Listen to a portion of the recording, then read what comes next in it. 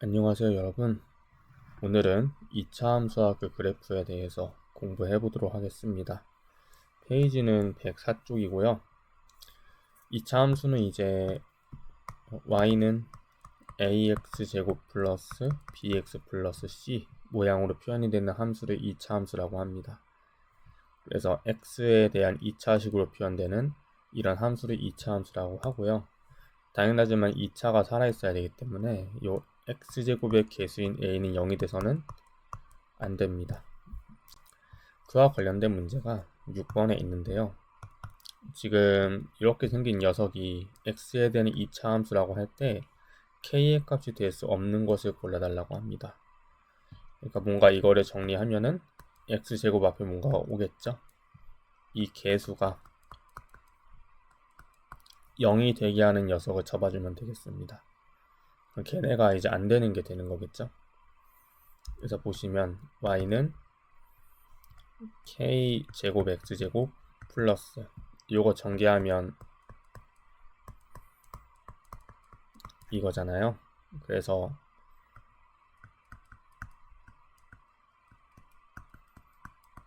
이렇게 표현되는데 사실 우리가 관심 있는 거는 x제곱입니다. 이걸 하나로 묶어주면 k제곱 플러스 kx제곱이 되죠. 그러니까 이 녀석을 0으로 만드는 녀석을 잡아주자면 k를 공통인수로 뽑아내서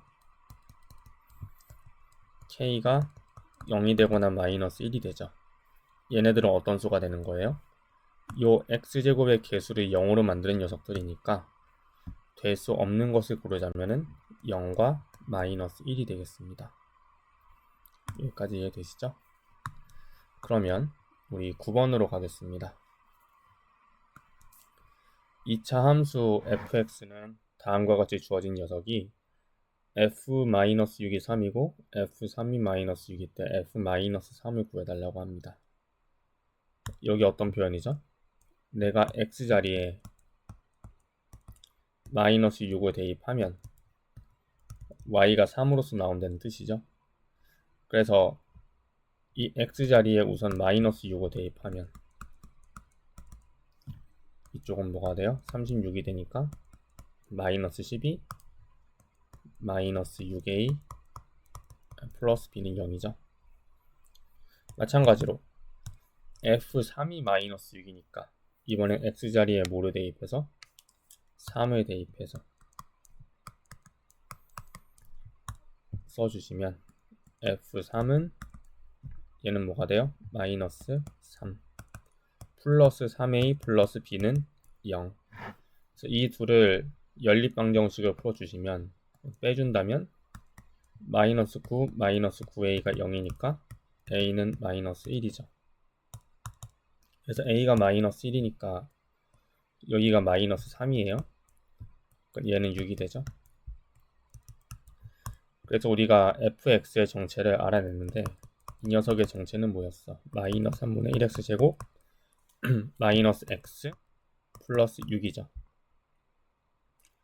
이때 f-3을 구해달라는 거니까 마이너스 3을 대입하면 마이너스 3 플러스 3 플러스 6이니까 6으로 떨어지겠다. 그러니까 대입해주면 됩니다. 간단하죠? 자, 다음 유형으로 할 건데요. y는 ax 제곱의 그래프는 여러분 잘 알다시피 원점을 지나가는 하나의 포물선이죠. 만약 a가 양수라면 이런 모양으로 그려지고 a가 음수라면 x축 대칭을 시킨 이런 모양으로 그려지겠어요. 그래서 원점을 지나고 x축에 대해 대칭이라는 게 하나의 특징이고요. 아니 y축의 대칭이라는 게 하나의 특징이고요. 이 a라고 하는 게 있잖아요. 절대값이 크면 클수록 폭이 좁아져요. 굉장히 중요한 성질이에요. 그래서 만약에 지금 검은색의 함수가 y는 2x제곱이라고 합시다. 우리가 y는 5x제곱을 생각을 하면은 이 녀석은 2x제곱보다 폭이 좁을 거라는 거예요. 이런 식으로. 그럼 반대로 이 녹색이 y는 마이너스 2x 제곱이에요. 그러면 y는 마이너스 7x 제곱은 이 절대값이 7이니까 훨씬 더 크죠? 이 녀석보다 훨씬 더 폭이 좁을 것이라는 겁니다. 당연히 5x 제곱보다도 폭이 좁아야 되겠죠. 어떤 차이인지 아시겠죠? 절대값이 커야 된다는 게 포인트입니다. 그냥 숫자가 큰 건 아니에요. 절대값이 커야 돼요. 이 부분 좀 체크해 주시고요. 이렇게 a가 양수일 때 아래쪽을 향하잖아요. 이거를 아래로 블록이라고 합니다. 근데 a가 음수면은 위를 향하죠. 위로 블록이라고 합니다. 이런 용어도 한번 체크해 주시면 좋겠습니다. 자, 14번으로 가자면 지금 이 빨간색으로 색칠한 부분을 지나가는 것을 잡아달래요. 지금 보니까 이거는 y는 1x제곱이죠. 그러면은 이쪽에서 그려지는 녀석들은 다 뭐가 되겠어요? 이 a의 값이 1보다 작아야 되죠. 근데 뭐보다는 커야 돼요? 0보단 커야 돼요. 왜냐면은 아래로 블록이니까. 그런데 위로 블록이면서 이렇게 그려지려면 얘도 y는 ax 제곱이라고 하면 a는 뭐보다 커야 돼요? 마이너스 2분의 1보다 커야 되죠. 그렇죠? 예를 들면 여기에 올 수 있는 수는 뭐가 되겠어요? 마이너스 4분의 1 이런 숫자들이 올 수 있잖아요. 그래서 마이너스 2분의 1보다 커야 됩니다. 괜찮죠? 그러면 거기에 조건에 맞는 녀석은 뭐가 되겠어요? 우선은 마이너스 3분의 1, 마이너스 2분의 1보다 크죠? 그리고 4분의 3, 4분의 3은 0과 1 사이가 맞죠? 그래서 3번과 4번이 되겠습니다.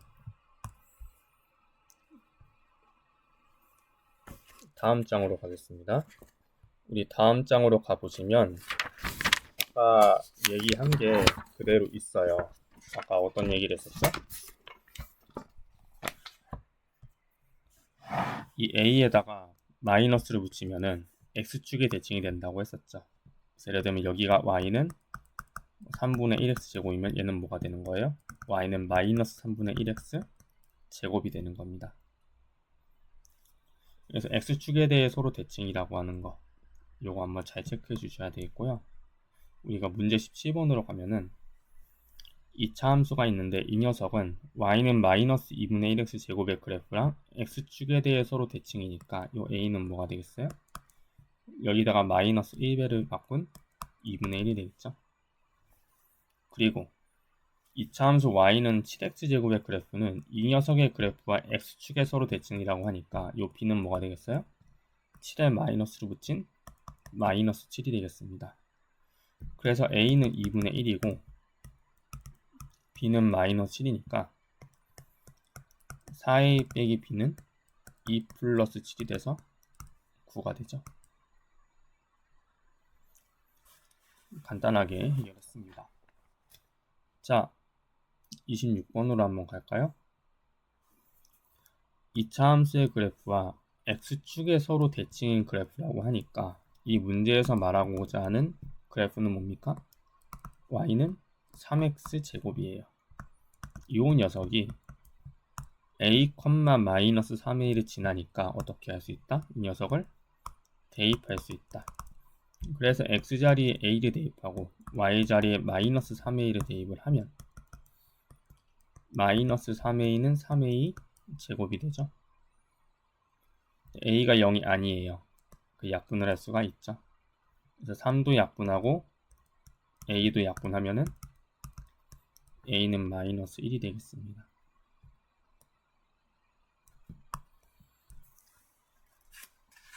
다음으로 가겠습니다. 28번을 볼 건데요. 원점을 꼭지점으로 하는 포물선이라는 표현이 있습니다. 이거는 어떤 2차 함수를 말하는 거냐면 원점을 지나가니까 y는 ax 제곱을 말하는 거예요. 그래서 이렇게 식을 우선은 잡아주시고 27번도 마찬가지로 식을 먼저 이렇게 세팅을 해야 되겠죠. 그 다음에 2점을 지나간다고 하니까 이 2점을 다 대입을 할 수가 있어요. 뭐를 먼저 대입할까? 이 녀석을 먼저 대입하는 게 조금 더 낫겠죠. 값을 다 알고 있으니까. 첫 번째로 마이너스 1,4를 여기에 대입을 합니다. 그러면은 a는 4가 되죠. 그래서 우리가 알고자 하는 함수는 y는 4x 제곱이었어요. 이 녀석이 또 어디를 지나가니까 2,m을 지나가니까 2,m을 다시 대입을 하자. 그러면 m은 4 곱하기 2의 제곱이니까 16이 되죠. 그래서 m은 뭐가 되겠다? 16이 되겠다. 간단합니다. 자, 31번을 보자면 지금 y는 10이라고 하는 이런 직선이 2차 함수 y는 ax 제곱의 그래프와 만나는 점을 a2라고 그러고 지금 3x 제곱하고 만나는 걸 bc라고 했다고 합니다. 이때 a, b, b, c, c, d, d가 전부 다 길이가 똑같을 때 상수 a의 값을 구해달래요. 우선은 얘를 가지고 얘기하면 좀 절망적이에요. a를 모르니까. 그쵸? 근데 내가 3x 제곱은 알고 있죠. 3x 제곱하고 만나는 점이 이 b랑 b랑 d 아닙니까? 그러면 우리가 이 d의 좌표를 생각을 하면은 여기를 뭐라고 할까요? b라고 할까요? 그럼 d의 좌표는 뭐가 되겠어요? x가 b고 y가 10이니까 b, 12가 되죠. 그래서 여기서 잡은 점 d, 즉 b, 12가 y는 3x 제곱 위에 있으니까 어떻게 할 수 있다? 대입을 할 수 있다. 그래서 x자리에 b를 대입하고 y자리에 12를 대입하면은 12는 3b의 제곱이니까 b는 플러스 마이너스 2가 되죠. 근데 아무튼지 간에 b는 양수니까 여기는 2가 될 거예요. 그럼 여기는 뭐가 될까요? 요것과 정확히 대칭이니까 마이너스 2가 되는 거죠. 그러면 지금 보시면은 B부터 C까지의 거리가 이만큼을 의미하니까 두 칸이잖아요. 그럼 여기도 두 칸이죠. 두 칸이니까 D에서 E까지도 몇 칸이 되겠어요? 두 칸이 되죠. 그러면 질문, 이 점의 위치는 뭐가 될까? 두 칸 갔으니까 네 칸이 되겠다. 그래서 요 2의 좌표는 뭐가 되는 거냐면 x가 4고 y가 10이니까 4, 12가 되는 거예요. 이 4, 12는 어디를 지나가? y는 ax 제곱을 지나가죠. 그래서 두 번째 4, 12를 어디에 대입하자? y는 ax 제곱에 대입하자. 그러면 12는 4가 아니고 16a가 되죠. 그럼 a는 뭐가 돼요? 4분의 3이죠. 이렇게 대칭성을 이용하면은 하나만 구해도 나머지를 전부 다 구할 수가 있습니다. 다음으로 갑시다. 자, 지금까지는 이렇게 ax 제곱만 봤는데 이 뒤에 뭔가 q가 붙었어요. 이게 뭘 의미하는 것이냐?